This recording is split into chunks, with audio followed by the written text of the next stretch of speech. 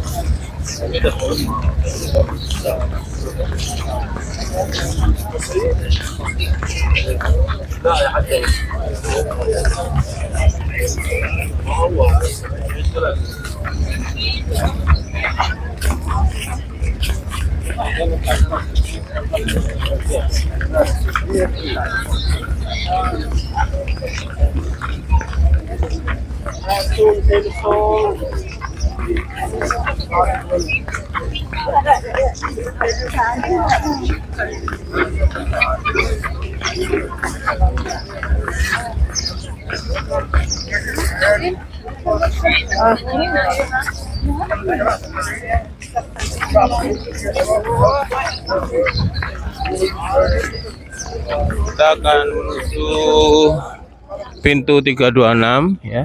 Kita akan berkumpul di pintu 326 untuk melaksanakan pengenalan lingkungan area sekitar Masjid Nabawi agar jamaah tidak kesasar ya atau salah jalan ya, karena hari pertama di Masjid Nabawi.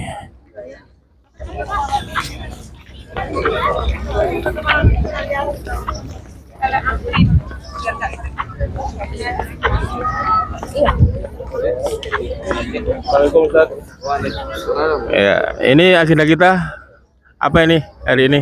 Hari ini insya Allah akan keliling berziarah area seputar Masjid Nabawi. Insya Allah kita akan melihat banyak beberapa tempat yang bersejarah sekaligus menapak tilas daripada perjalanan Nabi Shallallahu Alaihi Wasallam. Mudah-mudahan banyak hikmah yang dapat kita ambil dan kita petik.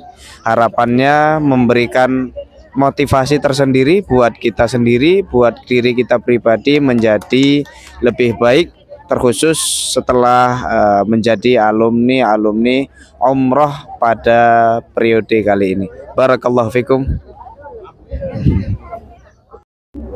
Oke, bismillahirrahmanirrahim. Monggo mriki, Pak.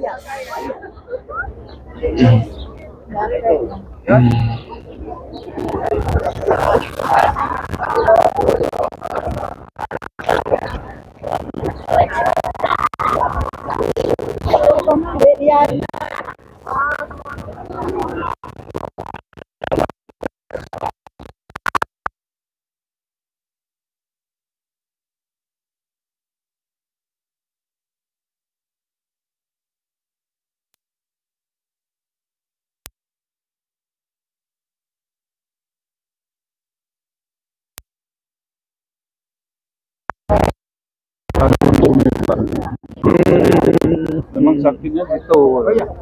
Pulang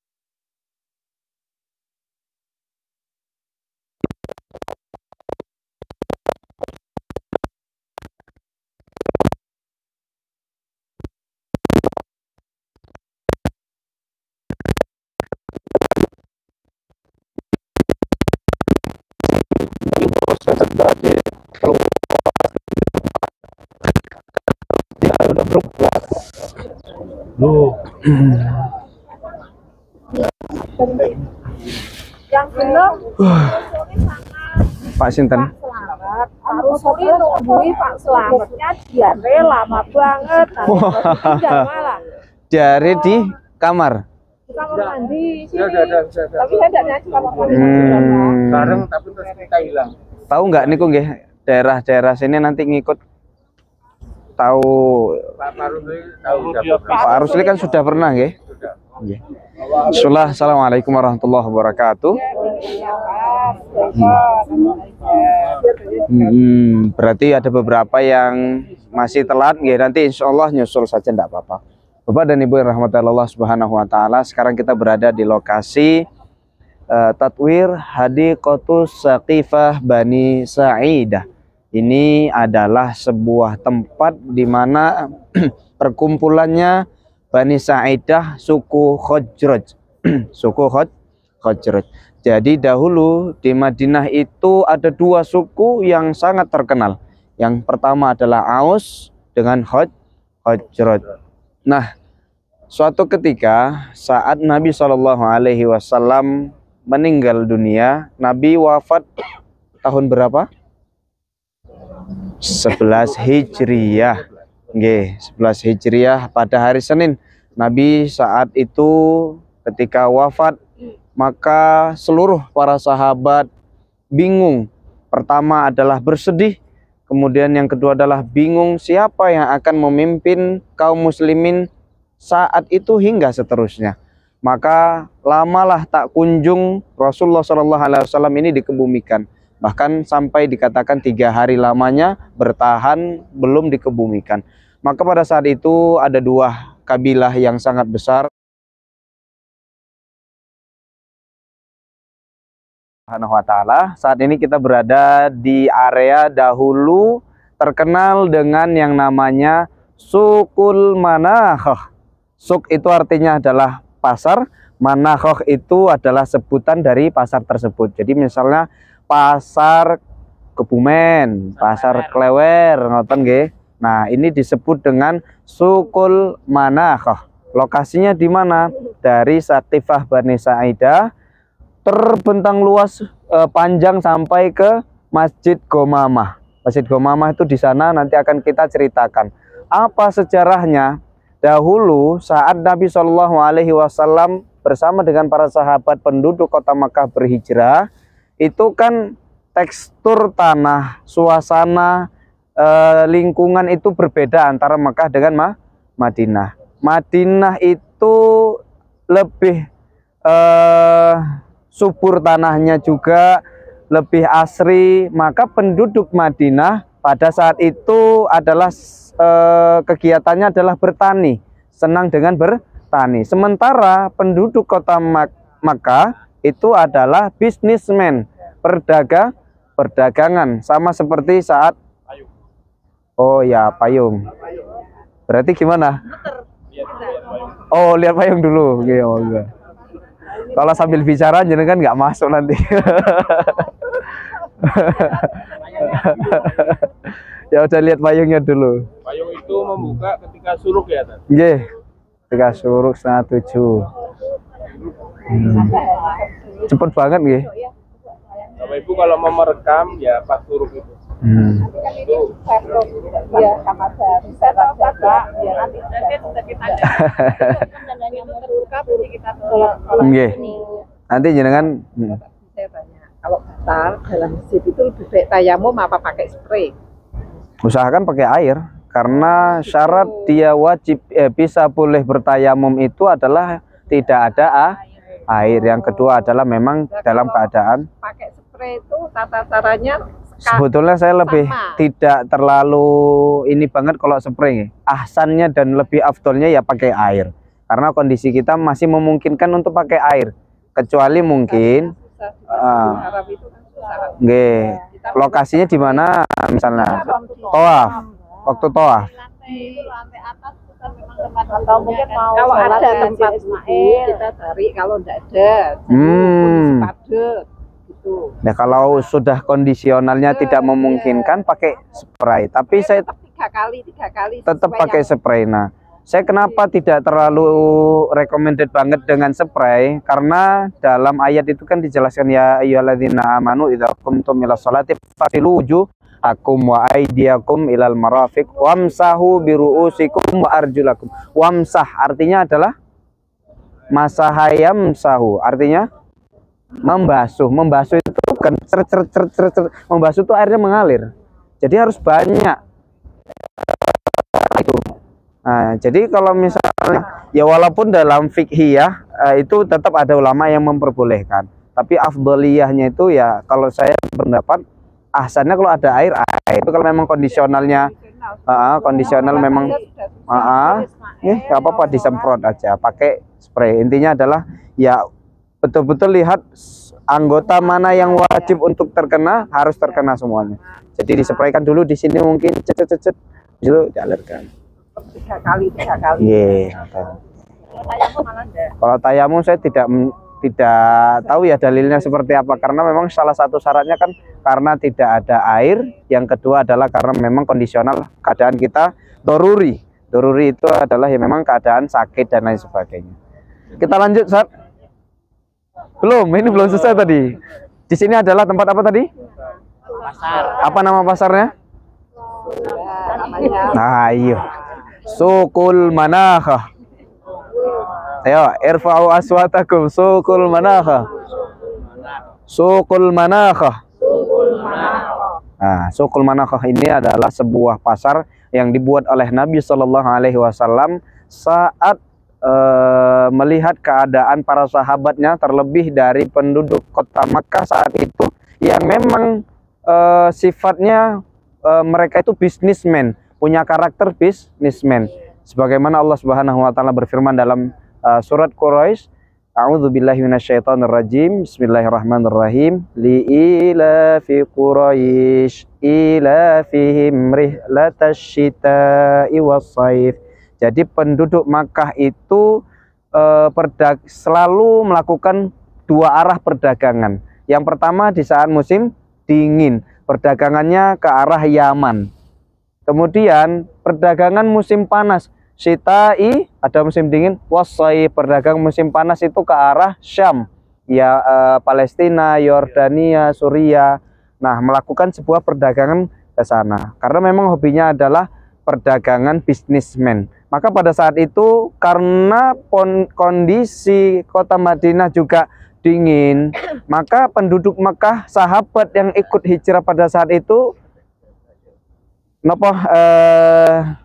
matur ke Kanjeng Nabi, datang ke Nabi Shallallahu Alaihi Wasallam ingin "Ya Rasul, izinkan kami untuk kembali ke Mekah karena kondisi di sini kami belum mampu untuk beradaptasi." Maka pada saat itu Nabi SAW memberikan sebuah solusi.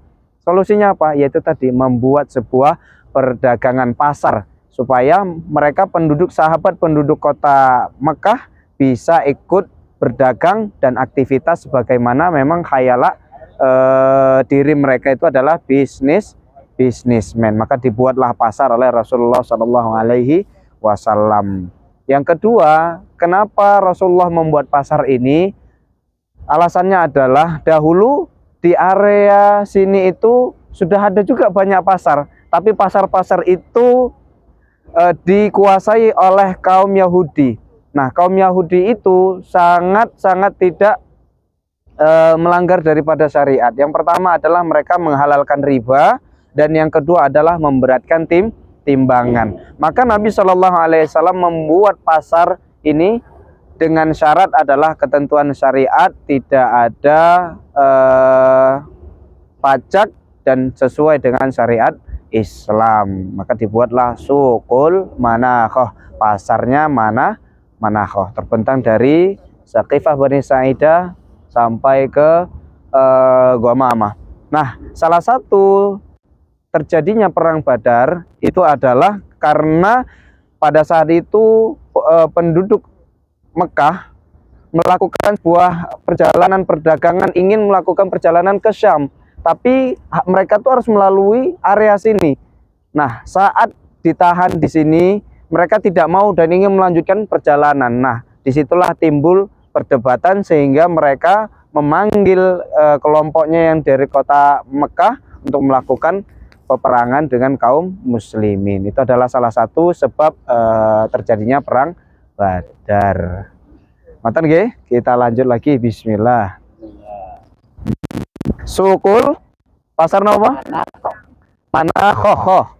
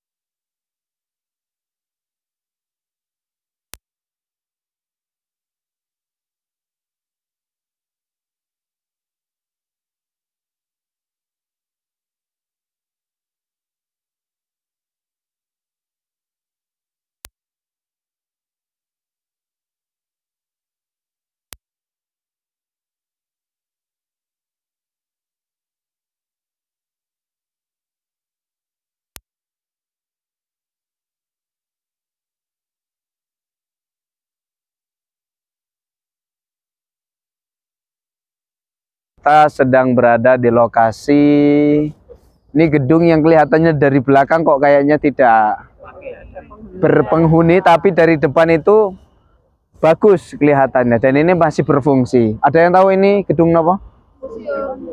Hah? Oh, salah satu lagi. Oh iya. Oh ya, sambil melihat sebentar, kita kasih tahu dulu ini. Nah, tapi nggak ada ininya, ini hanya sekedar gambar pintu.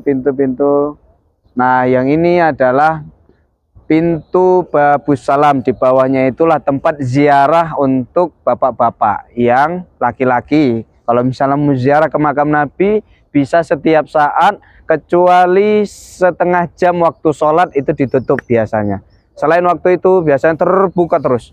Ziarah artinya hanya lewat dari depan makamnya Nabi SAW, ucapkan salam alaika ya Rasulullah, salam alaika ya Habibullah, salam alaika ya Safwatullah. Tapi kalau misalnya mau masuk Raudhah bukan dari sini, nanti pintu 39 beda lagi tempatnya. Insyaallah nanti kita akan jelaskan insyaallah.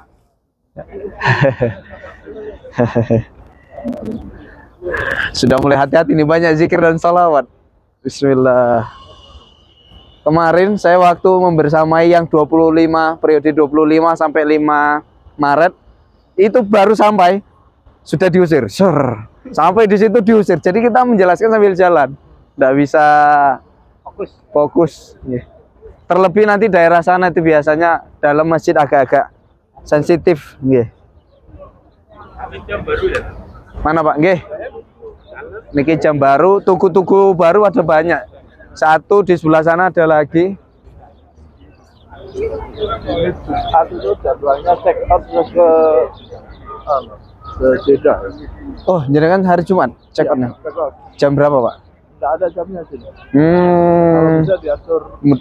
Coba nanti kita cek kalau pesawatnya itu dari. Soalnya besok paginya jam 9. Sabtu jam 9. Oh, itu jenengan pesawat dari Jakarta nggih? Betul, kalau jam 9. Nah, kalau misalnya pesawatnya itu habis Isya masih bisa diusahakan. 9 pagi mana Pak? Sabtu. Pesawatnya 9. Ke Jeddah dulu berarti. Ke Jeddah dulu. Oh, bisa insyaallah. Oke, bisa. Assalamualaikum. Masya Allah. Pokoknya orang Indonesia banyak pahalanya. Karena kesenyuman yang dilakukan berefek mereka juga sering senyum dan tiba-tiba mengucapkan salam. Assalamualaikum. Sabtu di Jeddah. Oh, bisa.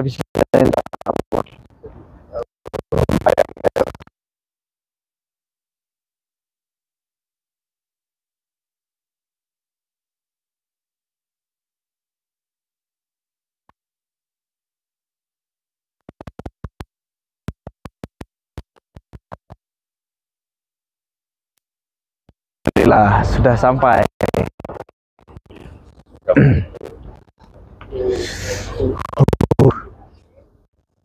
Gabung yang tadi ke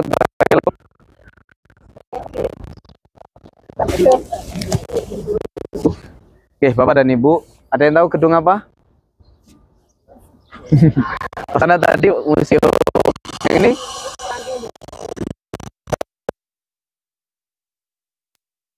Nah, di situ ada tulisannya Wakalatur Raisiyah Al-Amaliyah Lisu'unil Masjid Nabawi. Artinya adalah ini tempat kantornya. Kalau masjid-masjid itu namanya apa? KDM apa? Singkatannya apa? DKM. DKM. Jadi DKM-nya itu kantor DKM, apa? Kantor perkumpulan masjid, kesejahteraan masjid, ya. Nah, itu di sini. Nah, kalau nanti siapa yang akan mengutus imam, kemudian yang mengatur jadwal subuh, zuhur, asar, maghrib, ya pengaturannya di sini. Siapa ketua DKM-nya? Ada yang tahu? Imam Syekh Sudais. Beliau adalah ketua DKM Mekah dengan Madinah. Jadi beliau langsung merangkap dua. Nah, Syekh Sudais itu. Tapi tinggalnya kadang ganti-gantian Mekah. Tapi beliau kalau nggak salah informasinya tinggalnya juga ada rumahnya di area Taif, itu villanya, Villa Syekh Sudais. Nah, itu biasanya kalau yang melakukan safar ke Taif itu biasanya akan melihat villanya. Kalau mereka bilang villa, tapi kalau menurut saya itu istana. Karena besar dan luas. Nah, ini adalah kantor yang diketuai oleh Syekh Sudais. Nah, Syekh Sudais itu ada yang tahu gajinya berapa? Kenapa? Hah? Beliau itu kalau misalnya mau sesuatu, jadi disuguhkan kertas kosong dengan pena, tinggal nulis pengennya apa. Oh, tapi istrinya 2. Yang jenengan kalau mau yang 3. Napa? Waduh, berapa nggih? Dereng ngertos niku. Sudah lumayan. Kan pernah juga beliau datang ke Jakarta nggih. Nah, ini adalah kantor DKM Masjid Nabawi. Oke, kita lanjut, kita perhatikan di sana. Mau dijelaskan di sini apa di sana? Oke. Ini suara saya dengar? Dengar. Oke, sana aja. Oke. Mengganggu. Dan banyak burung darahnya kan. Oh, oke.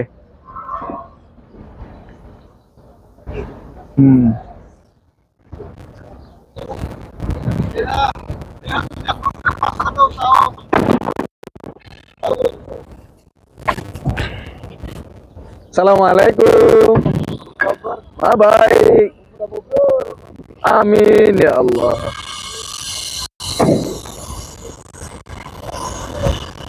Allah.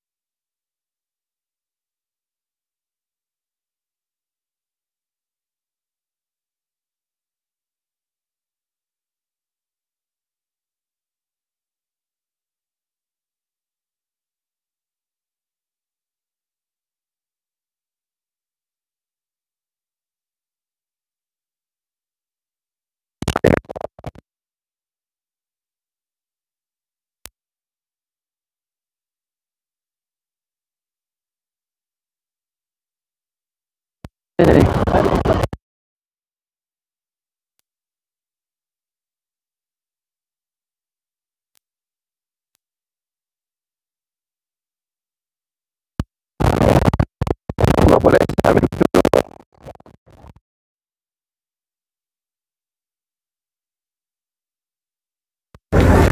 sambil menikmati indahnya burung-burung dara.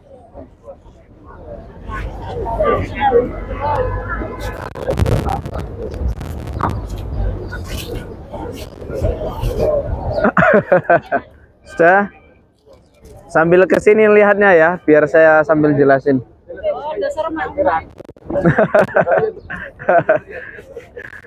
Oke, bismillah. Kita sudah sampai di 3 lokasi masjid.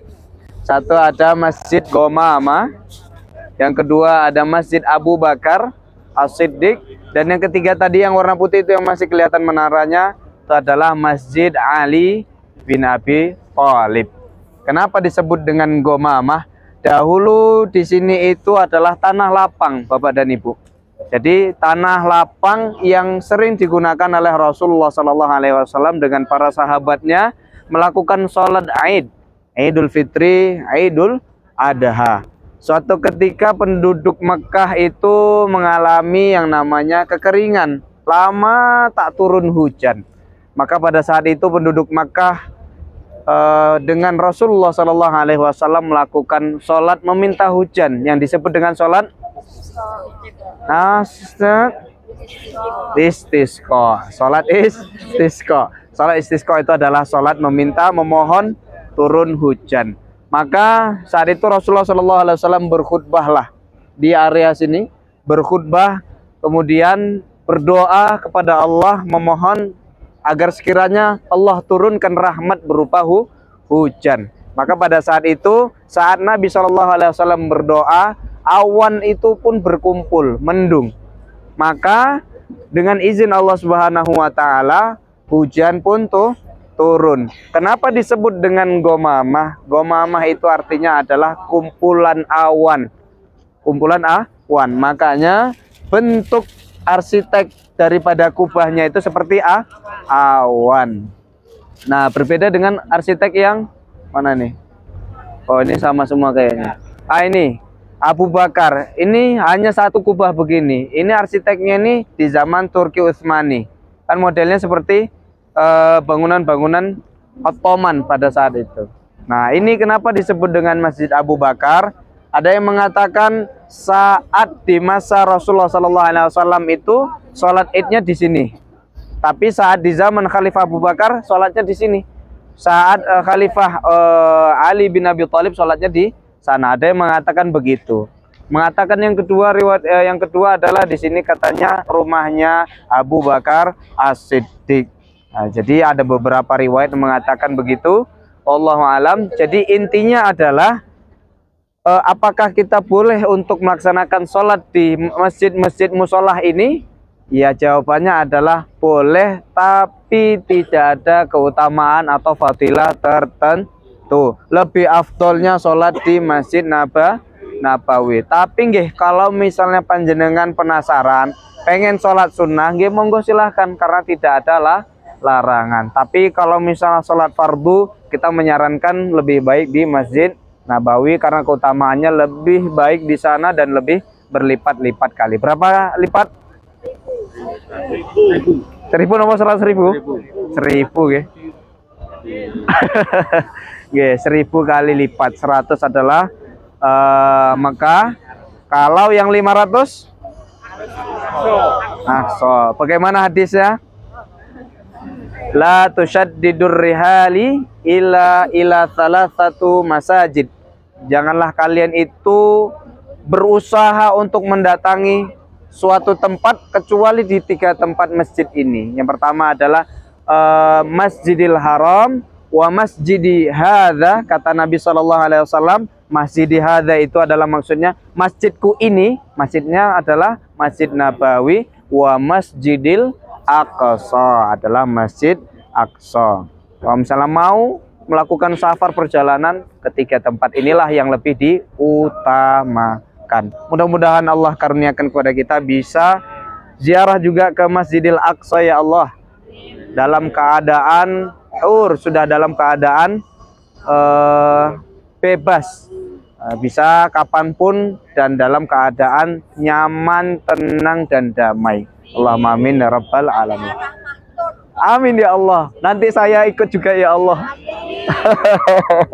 Amin ya rabbal alamin.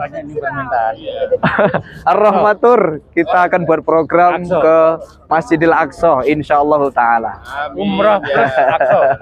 Ya, monggo kita buat ini foto dulu, ambil dokumentasi.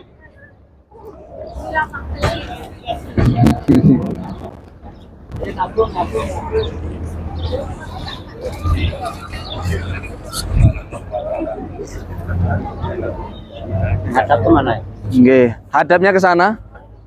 Agak nyerong sedikit. Nah, hadapnya ke sana biar dapat sisi sudutnya. Nggih. Foto. Nggih, membelakangi masjid.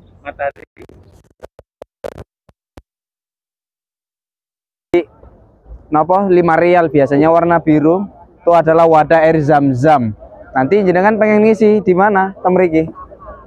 Ini adalah tempat, masya Allah, tempat lokasi pengambilan air Zam-Zam yang bisa banyak. Biasa kalau di masjid kan dimarahi, harus ya paling botol kecil baru boleh. Kalau yang ukuran besar dilarang. Nggak, lanjut.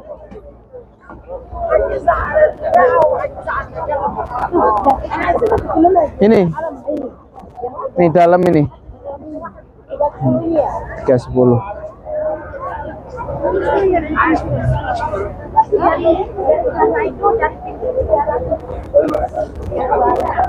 Pintu kita tadi, pintu hotel mana? Nggih. 328 dari sana. Berarti tinggal lurus saja. Nah, biasanya nanti dibuka waktu malam. Nggih.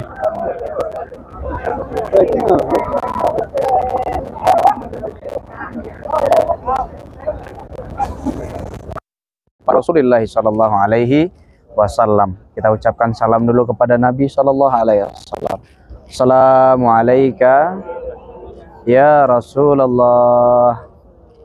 Assalamu alayka ya Habiballah.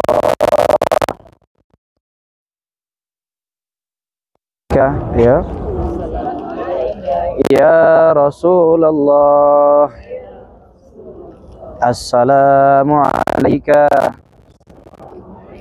ya Habiballah.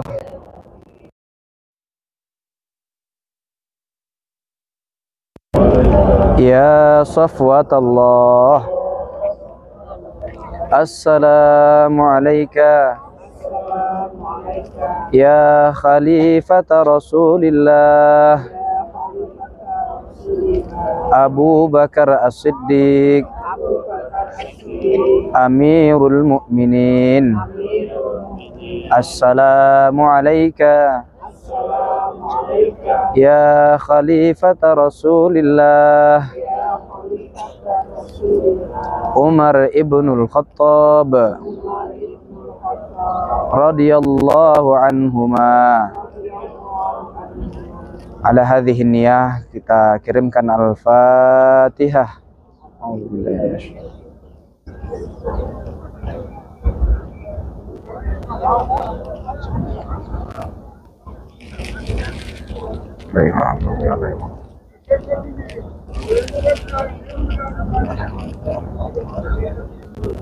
Amin. Bapak dan Ibu yang rahmati Allah Subhanahu wa taala, perbanyaklah salawat karena bagaimana kita nanti ingin berkumpul kepada Nabi, ingin berkumpul bersama dengan Nabi Shallallahu alaihi wasallam. Kalau kita rasanya cinta, haruslah sering-sering bersolawat menyebutnya. Karena Nabi akan dikumpul, kita umatnya akan dikumpulkan bersama Nabi dengan orang-orang yang betul-betul cintanya itu diuji. Bagaimana ya dia saat di dunia, bagaimana kelakuan dan aktivitasnya, ikut sunnah atau tidak. Maka dalam hal ini, ayo mumpung masih di Madinah, coba rasakan ketenangan hati saat kita lebih dekat dengan Nabi Shallallahu alaihi wasallam. Inna salatakum ma'rudatun alayya. Kata Nabi Shallallahu alaihi wasallam, salawat kalian itu sampai kepadaku. Maka sahabat bertanya, kaifa salatuna ma'rudatun alayka ya Rasulullah wa qad ariftah. Bagaimana salawat kami ini sampai kepadamu padahal engkau telah wafat dan meninggal dunia. Maka Rasul menjawab, innallaha harrama ajsadil anbiya. Sesungguhnya Allah melarang bumi untuk menghancurkan jasadnya para nabi. Artinya adalah jasadnya Nabi masih utuh dan ada, ruhnya juga Nabi selalu bersama dengan kita yang selalu bersalawat kepada Nabi Shallallahu alaihi wasallam. Nabi itu sebelum meninggal dunia kita sering mendengar ceramah dan kisahnya. Apa kata Nabi? Ummati, ummati, ummati. Begitu cintanya Nabi dengan kita. Tapi pertanyaannya adalah, sudahkah ada rasa cinta itu tertanam dalam diri kita? Rindu ingin bertemu dengan Nabi itu ada atau tidak? Kalaulah tidak ada, coba dipertanyakan kembali. Kita termasuk dari umatnya atau tidak?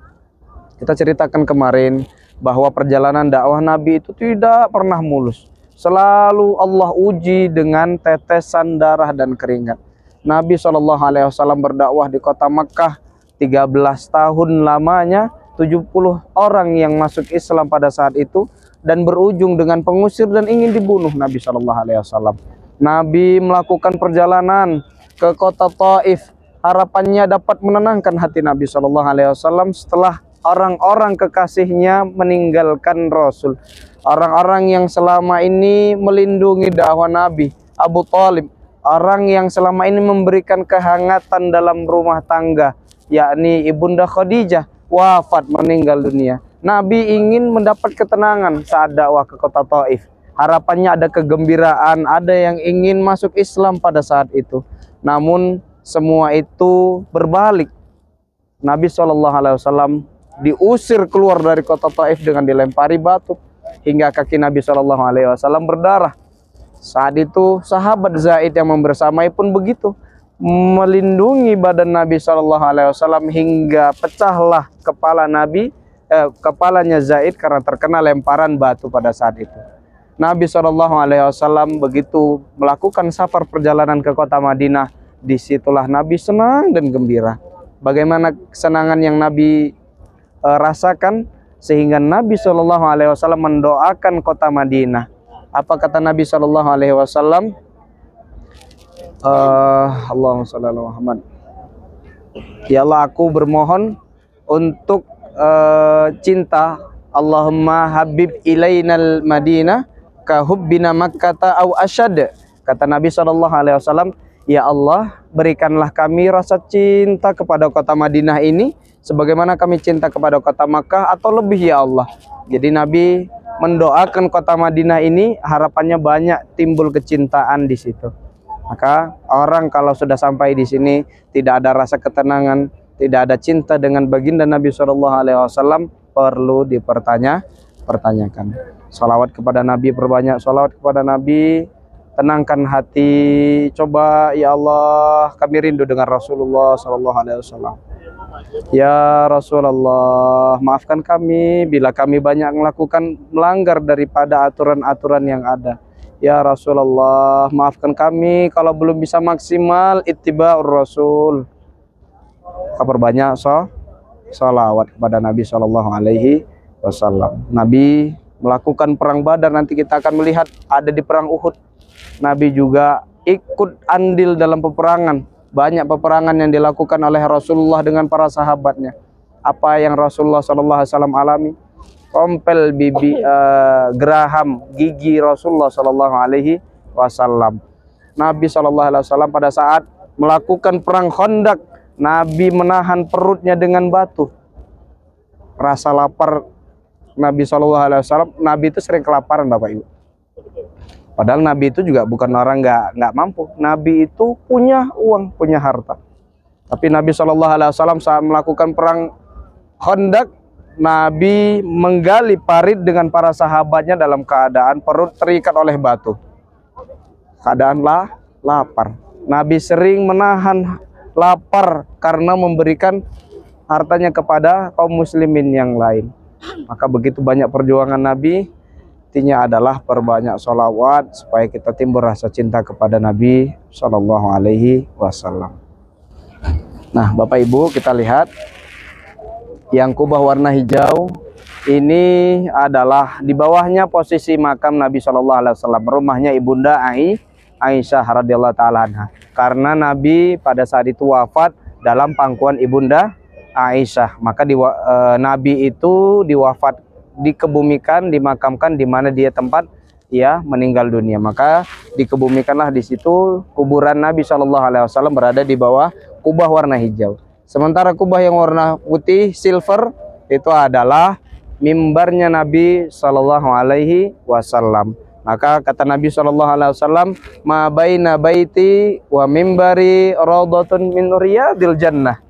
Kata Nabi, antara rumahku dengan mimbarku itu adalah raudhah, taman-taman surga, min riyadil jannah.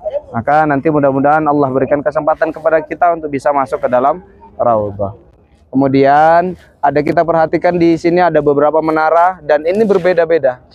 Menara yang ini adalah menara yang pertama kali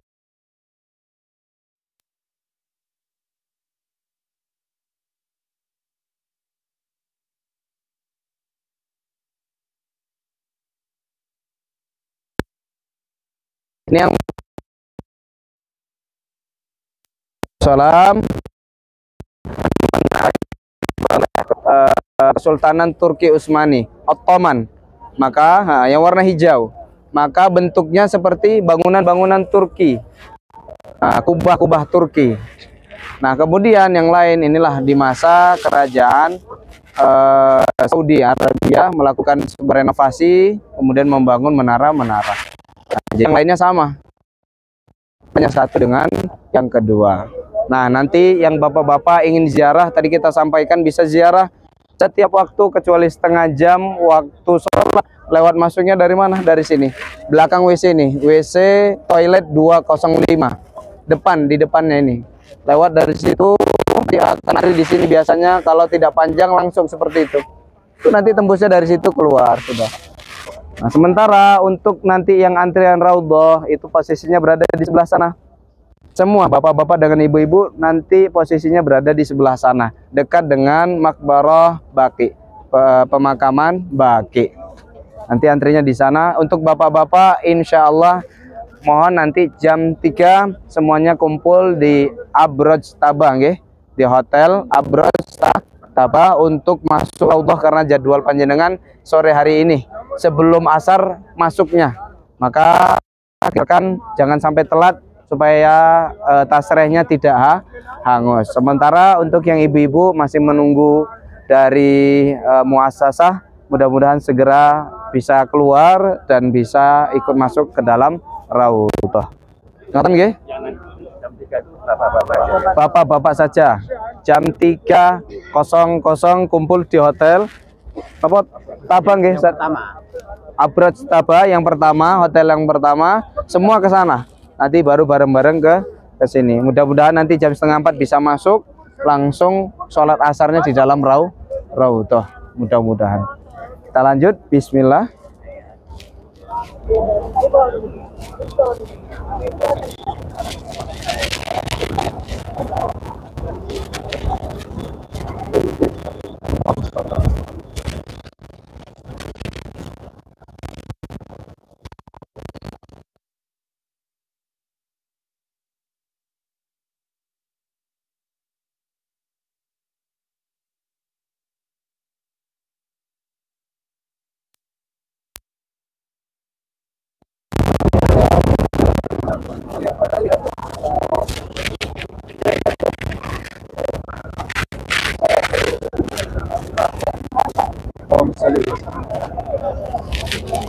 Kita foto bersama nggak? Nggih. Boleh nggak ya? Nggih, langsung hadap ke sana. Kita ambil dokumentasi sebentar nggih, Sat. Mumpung askarnya kayaknya nggak banyak. Kita ambil dokumentasi foto. Oke. Nggih, langsung baris, hadap ke sini. Maju sini lagi, maju sedikit. Maju sedikit lagi, maju.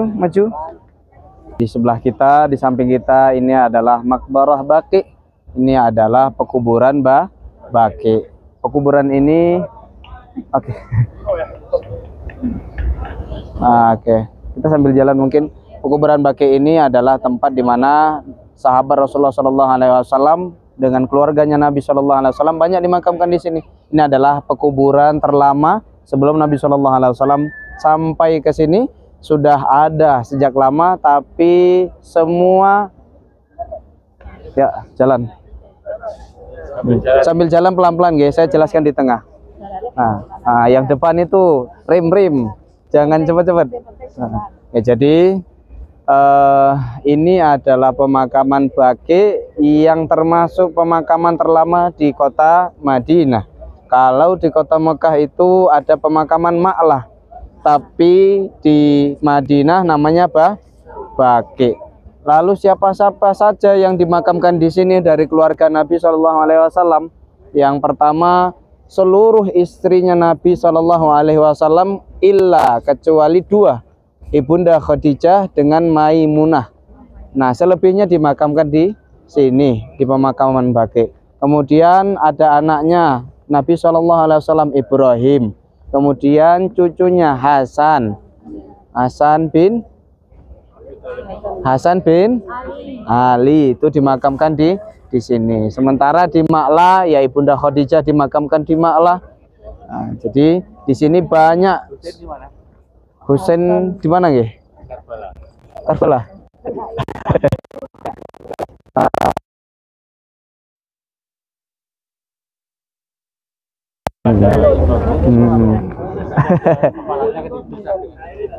Nah, itu riwayatnya juga saya belum dapat gitu. Kadang kan cerita-cerita kan banyak itu. Kalau cerita itu kan ada namanya Allahumma sholli ala Muhammad. Cerita yang memang kita belum bisa mengimani sahih. Nah, Bapak dan Ibu, apa hikmah yang dapat kita ambil saat ketika kita berziarah di Baqi? ada sebuah ungkapan yang sangat bagus dan cukup menjadi renungan bagi kita bersama. Kalimatnya begini: man dakhala qabran bila zadin faka'anna marakibal bahra bila safinah. Barang siapa yang masuk ke dalam kubur tanpa bekal, maka ibarat ia mengarungi sebuah lautan tanpa kapal. Jadi fatazawwadu fa inna khairaz zadit taqwa. Berbekalah karena bekal yang paling utama itu adalah takwa kita. Jadi taubahnya kalau kita itu masuk mengarungi lautan tanpa sebuah kapal nggih ya kelelep nggih. Maka taubahnya seperti itulah ketika kita masuk ke dalam kubur tanpa bekal dan amal. Kita ucapkan dulu salam kepada penduduk Makbarah Baqi. Assalamualaikum. Dara qaumum mu'minin wa inna insyaallah bikum lahikun. Itu adalah doa. Kita ucapkan salam dan kita mengucapkan salam kepada mereka yang kita juga nanti akan ikut juga akan dimakamkan, dan kita yakin mengimani bahwa hidup kita hanya sementara, nanti juga kita akan dimakamkan juga dan kita akan meninggal dunia.